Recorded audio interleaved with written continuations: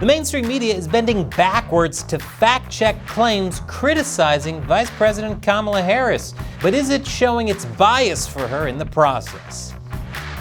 Welcome to America Uncovered. I'm Chris Chappell.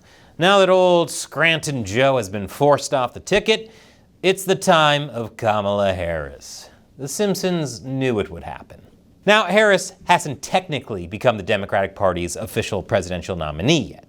She's in that kind of in-between state, like when a couple is dating and getting pretty serious but hasn't become Facebook official yet. Is that still a thing? But Republicans have already shifted gears to attack her since Joe Biden's exit, especially her laugh. For Republicans, Harris laughing is pretty much the marketing equivalent of Biden's falling.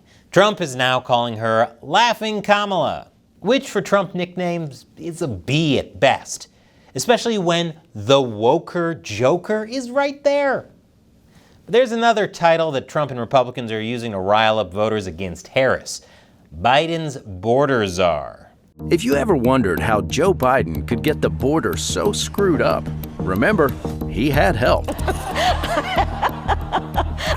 Here's Biden appointing Kamala Harris to be his border czar to deal with illegal immigration. And here are a record number of illegal immigrants, 10 million and counting, flooding over the border after Harris was put in charge of stopping illegal immigration. Now, this is a serious attack. According to a Gallup poll earlier this year, the border crisis topped the list of most important issues to voters. So blaming Harris for the crisis could really hurt her chances. But the mainstream media is stepping in to defend her. Many pushed back, saying Kamala Harris was never Biden's border czar. PolitiFact claims that it's mostly false to say Biden appointed Harris to be his border czar, and Axios said Harris never had the border czar title. Ooh, except for that time 3 years ago when Axios called Harris the border czar. You see, this is a bit of narrative warfare. They're changing the definition of what a government czar means. They argue that calling Harris a border czar implies that she was in charge of border security, when that responsibility actually lies with Department of Homeland Security Secretary Alejandro Mayorkas. Her job was merely to lead U.S. diplomatic efforts to stem migration and address the root causes in El Salvador, Guatemala, and Honduras, also known as the Northern Triangle. And the 541,000 people from Northern Triangle countries that illegally crossed the U.S. border in 2022 are a stunning testament to her accomplishments. But a government czar is not an official position. It just means someone is responsible for something. Just like Dr. Fauci was in charge of the government's pandemic response, but then VP Mike Pence was called the coronavirus czar. The mainstream media also called Trump's daughter Ivanka a climate czar, Trump's son-in-law Jared Kushner a border wall czar, and Trump's sons Eric and Don Jr. loyalty czars. Wow, the media linking Trump with something that sounds Russian? No way.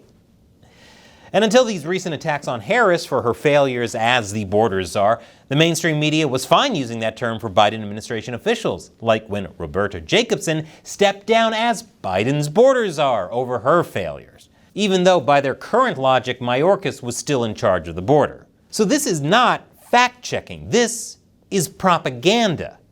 And that's very concerning. In the 2020 Democratic presidential primary, Harris only got 1% of the vote. She was not a candidate people wanted. And we have no idea if they want her today. President Biden was adamant that he would stay in the race and defeat Trump. But after the debate, the Democratic Party establishment no longer believed he could, and they forced him out. They then anointed Harris as his successor without any consent from their constituents. And now it seems like the mainstream media, rather than being a bastion of truth, has become the mouthpiece for that Democratic Party establishment. Here's another example. CBS News came out with this fact check, rejecting Trump's claim that Harris supported the Minnesota Freedom Fund. The Minnesota Freedom Fund is a nonprofit that raises bail money. They were particularly active getting bail money for people arrested in the riots following the death of George Floyd. In 2022, they paid the $2,000 bail for Sean Michael Tillman, who was arrested for indecent exposure. A few weeks after his release, Tillman murdered a man is now serving a life sentence for it. Oopsie. Trump is now saying that Harris helped bail Tillman out. CBS says that isn't true. They cite the Minnesota Freedom Fund, saying it is not correct that then Senator Harris donated to our organization. Except Trump never claimed she donated.